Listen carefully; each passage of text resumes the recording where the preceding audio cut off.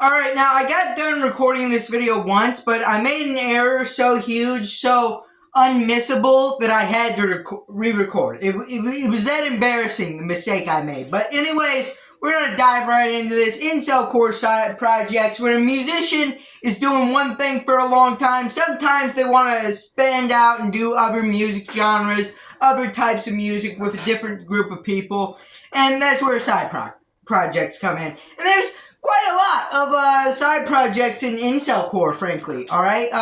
Now a few of these side projects aren't necessarily side projects. They're more of alt accounts. And a few of them are created by the circumstances of the platform. Now let me explain that a little bit. So you know how a lot of Incelcore artists post their music on SoundCloud, right? Okay, well, SoundCloud has this weird rule where if you post over 120 songs, you have to pay for their premium service to allow you to post more. And a lot of people, being broke 20-year-olds, don't want to pay that premium. So they delete a chunk of their songs and repost them on an archive page so they can post newer songs on their main. So yeah. That's where a lot of archive pages come in. Like, I know Maniac had this, and I know a few other people have probably done this. I couldn't name them to you, but I know Maniac has done this, alright? So, yeah, little cool piece of trivia for you there. There's also some people that will make alt accounts, but I'm calling them side projects for this video, because SEO, I think it would work better. But, a lot of people will have alt accounts where they post their demos. Two of the biggest right now are Neatism and Leon. These being spin-offs of Crush Socks and Neat. Now, Neatism has kind of been the most, thorough as an artist. Like, you could genuinely mistake him as being, like, his own individual artist. Which, I almost did, okay? Basically, the story of this alt account is, the Manson family murder tapes were posted. Neat was on them, but his name was spelled, like, different. It was, like, N-E-E-T, but, like, all the letters had dots in between them. So, Spotify registered this as, like, a brand new account. So, all three of his songs got posted onto this separate account. Well, eventually, he gained access to this and decided to ditch the dots and add ism to it, creating the account we know today, where he then posted a 20-song long album of covers and demos. Now, obviously, he didn't just throw all 20 of these songs together in like a day and post it.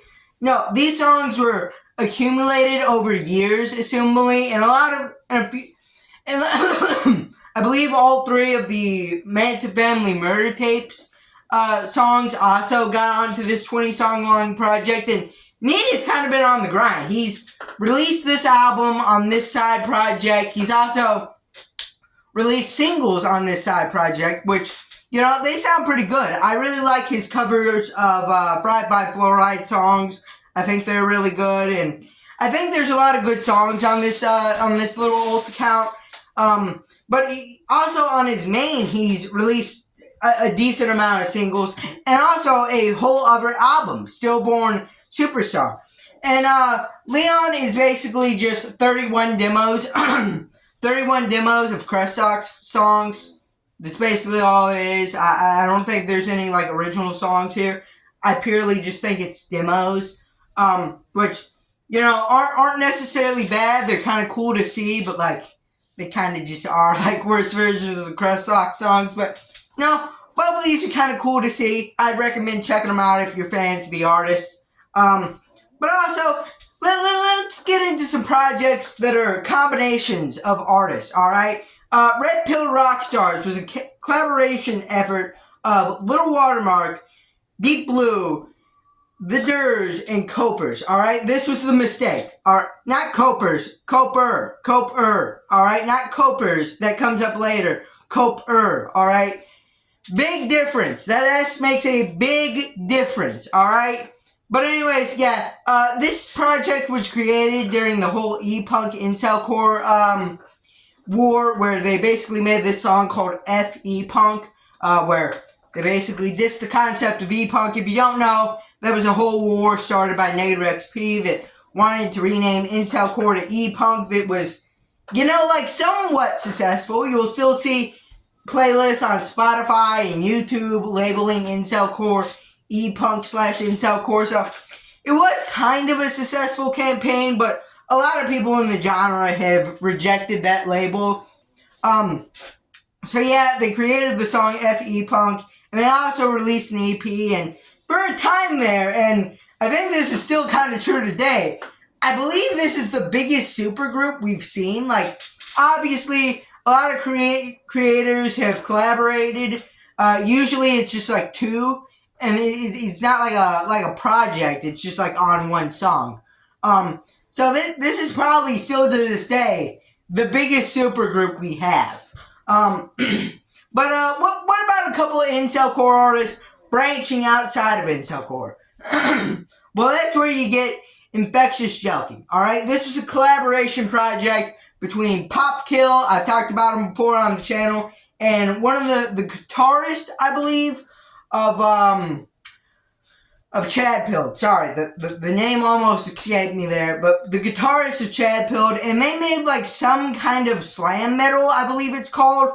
Basically, it's like death metal, if you know what that sounds like, mixed with hip-hop. It's not a combination, I'll admit, but honestly, their songs aren't half bad. I think it's really cool when the hip-hop sample comes in there, and they match the heavy blast beats with the vocals. I think that sounds really cool.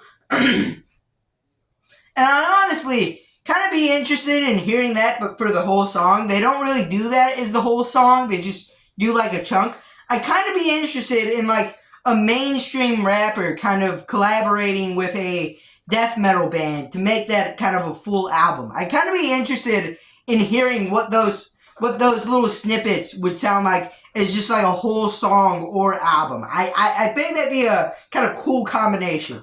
But anyways, back on track. This project actually ended up being super successful. I believe the page for Infectious Joking on Spotify has like 50,000 monthly listeners. And one of the songs is close to crossing a million streams. So this project actually ended up being super successful.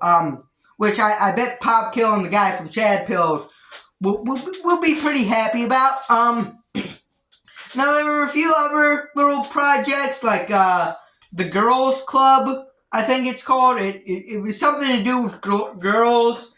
Jezebel, I think Birdbath was in it. I think maybe Cyborg 9K is in it. You may notice that I don't really know a lot about this group. That's because everyone in it is a traitor. They all disavowed Incelcore. So, Oh, whoa, I'm messing this up. But yeah, you're all traitors, so I'm not going to talk about you anymore. Alright, not you, the fine audience at home, but the Girls Club, I think. Maybe. Girl group? Girl power? I don't really know. But anyways, you all disavowed Incelcore, so no more talking about the Girls Club. But anyways, yeah, I think that's about going to do it. Side projects in Incelcore, kind of cool, kind of a cool concept. I wish they'd kind of come back more. I didn't even talk about Good Religion by Taurus Mamba. Basically, his thrash metal side project, or not even thrash metal. It's basically his project to experiment with other sounds and also take his lyricism a little bit more seriously. Now, Taurus Mamba has made a few serious songs, but they all kind of have a joking tone to them. Good Religion is supposed to be his more serious thing while also experimenting with different genres. I think that's a really cool concept, and I'd be interested to see more Incelcore artists trying this, trying to branch out to different genres, seeing what they could do. It can pay off big like we saw with Infectious Joking. But anyways, if you like this video, leave a like, subscribe, comment down below, and bye.